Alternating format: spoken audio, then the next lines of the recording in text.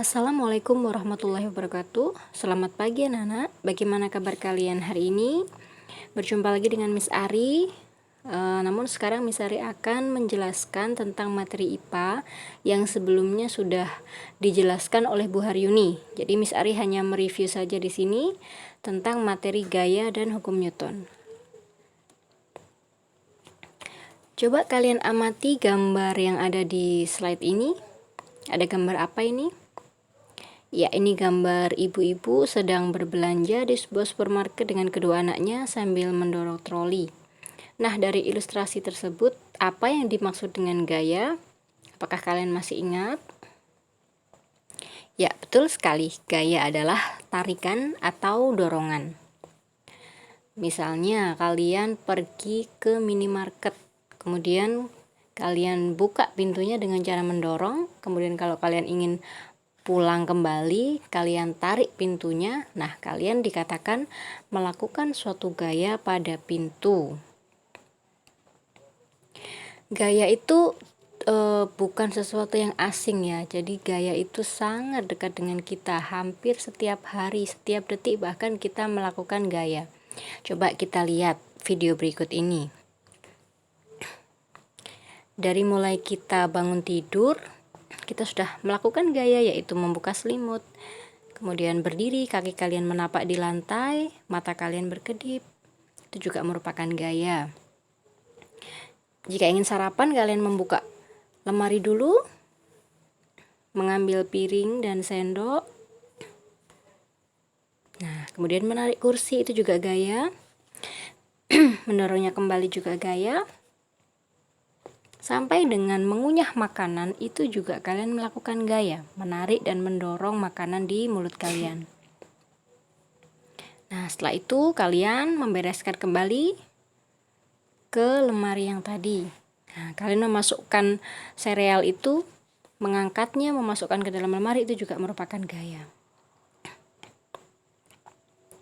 Bagaimana jika suatu benda itu diberikan gaya, maka ada beberapa kemungkinan yang terjadi, yaitu bisa menghentikan kecepatan atau merubah kecepatan. Yang kedua, merubah bentuk benda, dan yang ketiga, merubah arah benda.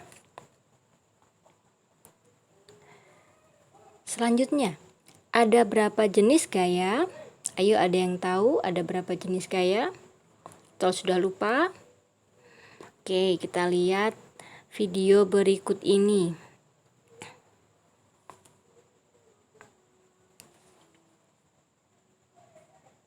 Ya. Apa ini? Olahraga apa? Ya, betul sekali, olahraga memanah.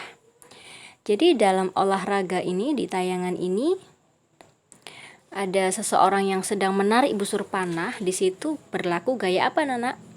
Gaya otot. Ya, gaya otot. Kemudian ketika busur panah itu dilepaskan, di situ ada tarikannya.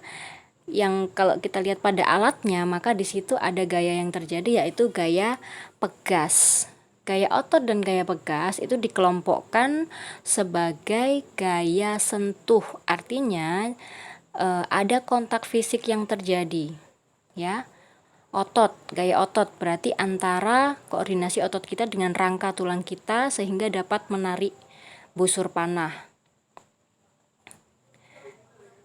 Selain gaya otot dan gaya pegas, contoh gaya sentuh yang lainnya adalah gaya gesek. Jadi gaya gesek itu terjadi antara benda dan permukaan. Bisa permukaan kasar atau permukaan halus. Nah, selain gaya sentuh, berarti gaya yang kedua adalah gaya tak sentuh. Gaya tak sentuh contohnya seperti ini. Nah, apa Nana ini? Ya, betul sekali, magnet ya. Jadi gaya tak sentuh itu tanpa harus kedua benda itu berdekatan, maka gaya itu bisa saling berinteraksi. Contohnya pada gaya magnet. Contoh yang lainnya adalah gaya listrik dan juga gaya gravitasi. Nah, itu adalah contoh-contoh dari gaya tak sentuh. Jadi gaya dibagi dua, yaitu gaya sentuh dan gaya tak sentuh.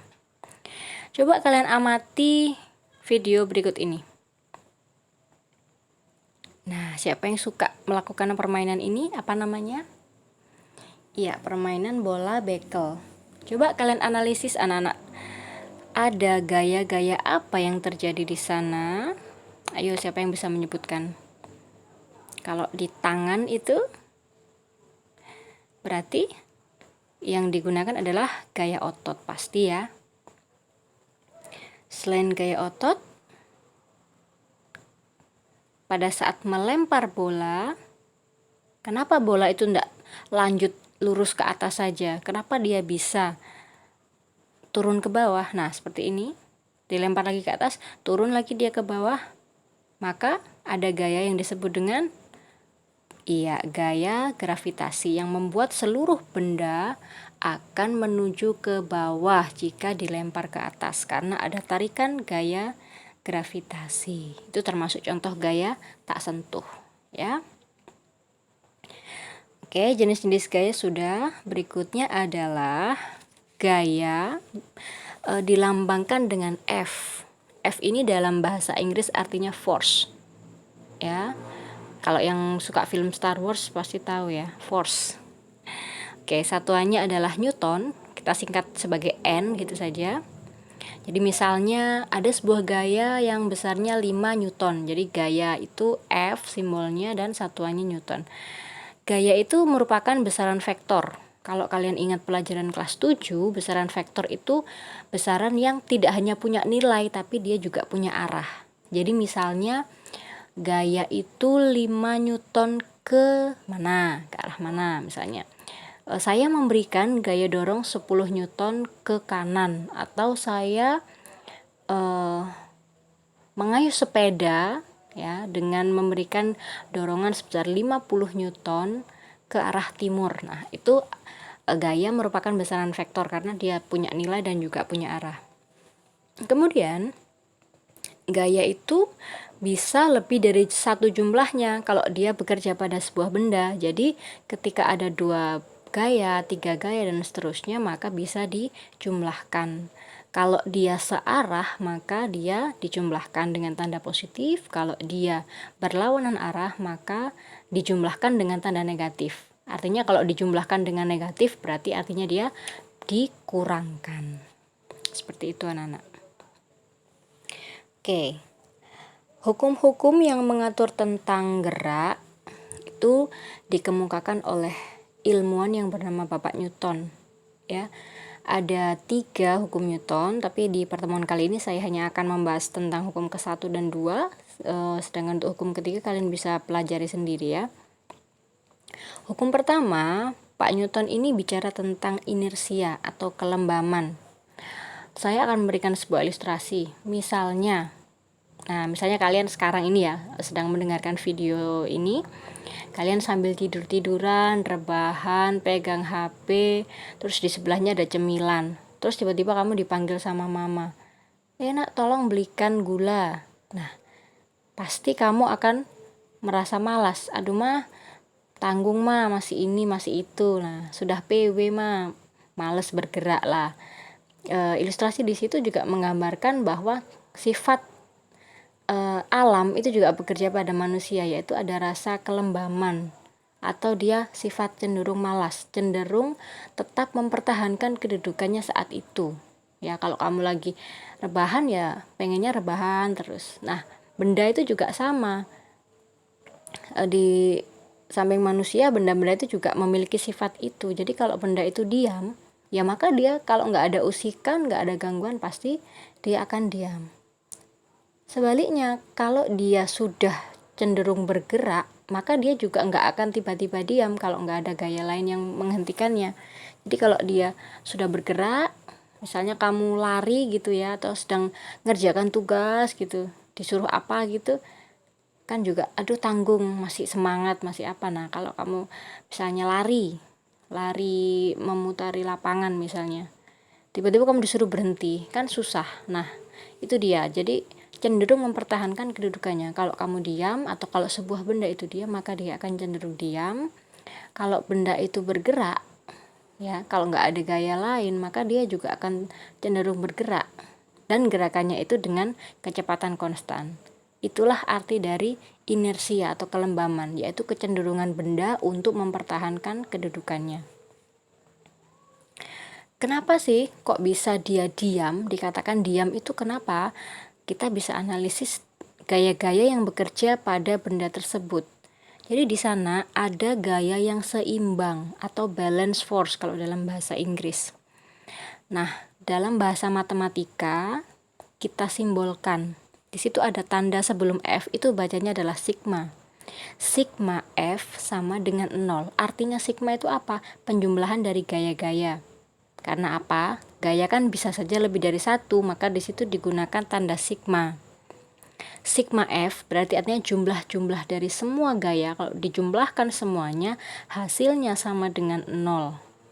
Nah, kalau dijumlahkan hasilnya sama dengan 0, maka kemungkinan gerak benda yang terjadi adalah kalau nggak diam, ya dia akan bergerak dengan kecepatan tetap.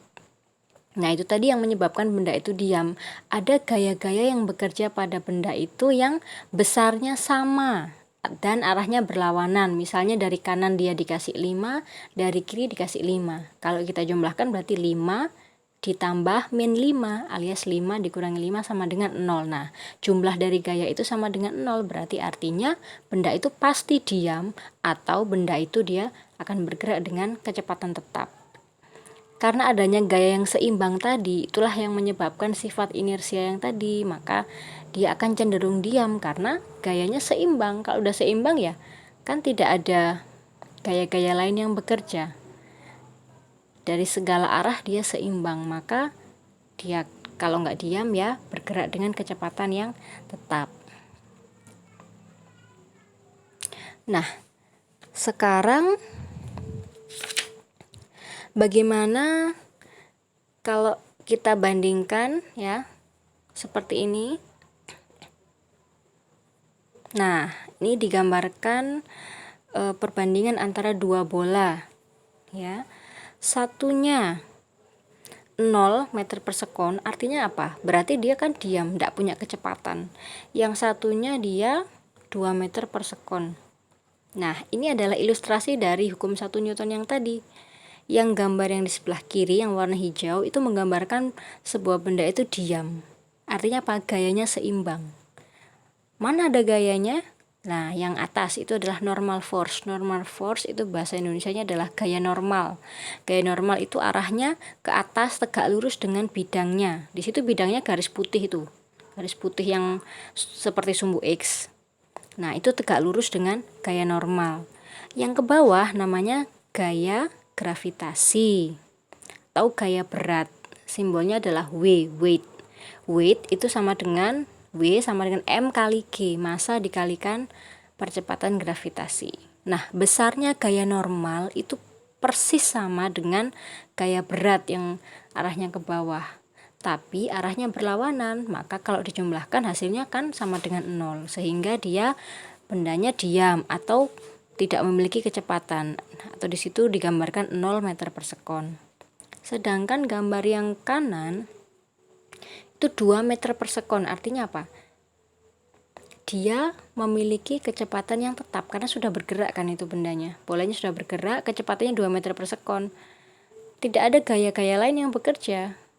Ya, selamanya dia akan 2 meter per sekon bergerak dengan kecepatan itu saja. Itu adalah kemungkinan yang kedua tadi. Jadi kemungkinan yang pertama dia diam seperti bola yang gambar kiri, dan kemungkinan yang kedua dia bergerak dengan kecepatan yang tetap. Nah, itulah sedikit gambaran dari hukum Newton yang pertama. Sekarang kita ilustrasikan, misalnya kamu ada di luar angkasa. Nah, seperti ini. Kalau kamu menendang bola di luar angkasa, nggak ada gaya-gaya yang bekerja karena di situ hampa udara, maka bolanya akan tetap bergerak terus sampai nggak tahu sampai kapan ya, sampai ketemu astronot lagi yang bisa menangkap lah, itu baru dia diam mungkin ya bolanya. Tapi kalau nggak ada gaya-gaya yang bekerja, maka bola itu akan terus bergerak dengan kecepatan yang tetap. Nah, dari hukum Newton yang pertama tadi, sigma F sama dengan 0 ya. karena ada gaya-gayanya kalau dijumlahkan seimbang. Bagaimana jika jumlah gayanya tidak sama dengan 0? Berarti sigma F-nya punya nilai ya, entah itu 1, 2, 3, dan seterusnya. Nah, itu dibahas dalam hukum yang kedua. Nah, jadi hukum yang kedua, sigma F-nya tidak lagi sama dengan 0. Sehingga apa? Seperti di video itu, sehingga bendanya bergerak. Nah, ada gaya dorongan ya, yang ketika dijumlahkan hasilnya nggak sama dengan 0, menyebabkan benda itu bergerak. Nah, benda ini, mobil yang berwarna hijau ini, dapat gaya dari mana saja coba? Gayanya dari mana saja? Ya, gaya dorong dari anak itu. Kemudian ada gaya lagi yang lain? Ya, dari gesekan antara mobil dengan lantai. Jadi ada dua ya gaya yang di situ. Gaya dorong dari anak, satunya gaya gesekan dari lantai. Jadi kita jumlahkan nanti gayanya. Nah, kalau misalnya gaya dorong anaknya 5 Newton, gaya gesekannya yang berlawanan arah dengan mobil itu 5 Newton juga, maka bendanya atau mobilnya nggak akan bergerak. Tapi di video ini gaya dorongnya pasti lebih besar dari gaya geseknya, sehingga F-nya punya nilai. Nah, berapakah besar nilai dari F-nya? Nah, itu sama dengan M adalah massa dari benda. Massa siapa? Massa mobilnya dikalikan dengan percepatan dari mobilnya.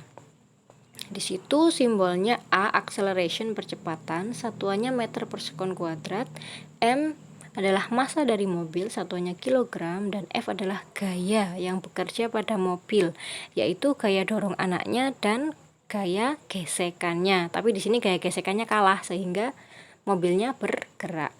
Nah, kenapa di situ timbul percepatan bukan kecepatan? Ayo, ada yang tahu? Kenapa kok di rumus ya? Di rumus itu bukan sesuatu yang asing atau yang sulit atau yang harus dihafal bagaimana. Rumusnya sebenarnya adalah singkatan dari kata-kata, anak-anak. Jadi kalau sigma F berarti apa? Penjumlahan gaya. Diperoleh dari berarti sama dengan massa M dikalikan percepatan. Nah, kalau kalian tulis dalam kalimat-kalimat kan terlalu panjang, makanya disingkat pakai simbol-simbol. Itulah rumus. Oke, kembali ke pertanyaan saya tadi, kenapa yang muncul percepatan di situ? Apa sih percepatan? Percepatan kan mempercepat, berarti kan ada perubahan dari kecepatan. Ya, kenapa di situ kok enggak V, kok enggak M kali V, kok M kali A percepatan? Apanya kecepatan yang berubah? Nah, di situ kan awalnya mobil itu kan diam. Diam berarti kecepatannya sama dengan 0. Kecepatan kedua dia bergerak, berarti kan kecepatan yang kedua kan punya nilai. Nah, dari 0 menjadi punya kecepatan yang bernilai atau dari diam menjadi bergerak, itulah yang disebut dengan percepatan. Ada perubahan kecepatan. Maka di hukum 2 Newton rumusnya menjadi M dikalikan A, bukan M dikalikan V. Karena apa? Karena ada perubahan dari kecepatan, atau namanya adalah percepatan. Satuannya bukan meter per sekon. Kalau meter per sekon kan satuannya kecepatan. Nah, kalau percepatan ada kuadratnya di bawah, yaitu meter per sekon kuadrat. Hati-hati ya. Oke, sampai di sini ada yang perlu dijelaskan lagi, anak-anak? Sudah mulai paham ya? Oke, baik, saya lanjutkan. Nah, kalau secara matematika, sigma F sama dengan M kali A, bisa saya tulis menjadi A sama dengan sigma F dibagi M. Gimana, Bu, caranya kok bisa jadi seperti itu? Nah, ya pakai logika matematika biasa, anak. Misalnya sigma F kamu ganti dengan sebuah nilai. Misalnya sigma F itu 6, M itu 2, A itu 3, berarti kan 6 sama dengan 2 dikali 3. Bagaimana cara mencari 3? Berarti kan 6 dibagi 2. Nah, seperti itu, anak-anak. Sehingga kalau F sama dengan M kali A, berarti cari A sama dengan F dibagi M. Nah, A di sini adalah percepatan benda itu sama dengan jumlah dari gaya dibagi dengan massanya. Nah, di sini karena ada F per M, atau bisa kita katakan F dibagi M atau F dibanding M. Nah, ada sebuah hubungan antara A, sigma F, dan M ini. A dengan sigma F itu kan sama-sama di atas, ya. A itu kan bisa saya tulis jadi A dibagi 1, gitu kan ya. A sama F itu kan sama-sama ada di pembilang, ya, sama-sama ada di atas posisinya. Artinya apa? Kalau di atas, sama-sama di atas, maka A itu berbanding lurus atau sebanding dengan sigma F. Apa artinya berbanding lurus atau sebanding? Artinya apa? Jika sigma F-nya besar nilainya, maka A-nya juga ikut membesar. Itu artinya dia berbanding lurus. Sebaliknya, kalau A dengan M, percepatan dengan massa, itu berbanding terbalik. Jadi kalau massanya kecil, A-nya besar. Tapi kalau M-nya besar, maka A-nya jadi kecil. Itu artinya dari perbandingan yang berbanding terbalik. Secara fisika, coba kalian amati video ini. Ini contoh dari A berbanding lurus dengan F. Ya, awalnya anak ini mendorong mobil temannya sendirian. Ya, bergeraknya hanya sedikit. Nah, terus dia manggil teman-temannya. Lah, terus mobilnya bisa didorong dan bergerak dengan percepatan yang lebih besar dari yang pertama. Nah, inilah artinya dari A, percepatan dari mobil berbanding lurus dengan F. F-nya itu siapa? Gaya yang diberikan anak. Gaya yang diberikan anak pertama kan kecil, maka percepatan juga kecil. Gaya yang diberikan anak dan teman-temannya besar, maka percepatan juga semakin besar. Itulah artinya dari A berbanding lurus dengan sigma F. Berikutnya, A percepatan berbanding terbalik dengan M, berbanding terbalik dengan massa. Di situ ada buku. Yang pertama massanya 3 kilo, yang kedua massanya 5 kg. Sama-sama ditarik dengan gaya 10. Coba lihat. Nah, yang lebih cepat yang mana? Yang 3 kg. Artinya apa? Kalau massanya kecil, maka percepatannya besar, semakin cepat ya. Kalau massanya besar 5 kg, maka dia percepatannya menjadi kecil. Itulah artinya A percepatan berbanding terbalik dengan massa. Baik anak-anak, saya rasa itu yang bisa saya ulas dari hukum 1 dan 2. Sedangkan untuk hukum yang ketiga kalian bisa baca sendiri. Dan untuk pertemuan berikutnya saya khususkan nanti untuk kita berlatih soal-soal cerita, soal-soal analisis, kasus ya, kemudian soal-soal secara matematis, perhitungannya dan sebagainya. Nah, untuk saat ini kita belajar konsepnya dulu. Ya, apa saja tadi yang kita pelajari hari ini? Yang pertama tadi ada definisi dari gaya, apa tadi?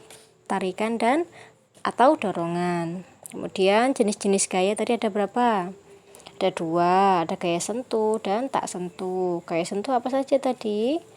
Gaya otot, gaya gesek, gaya pegas, dan lain-lain. Sedangkan yang tak sentuh tadi ada berapa gayanya? Ya, ada gaya magnet, ada gaya gravitasi, dan ada gaya listrik.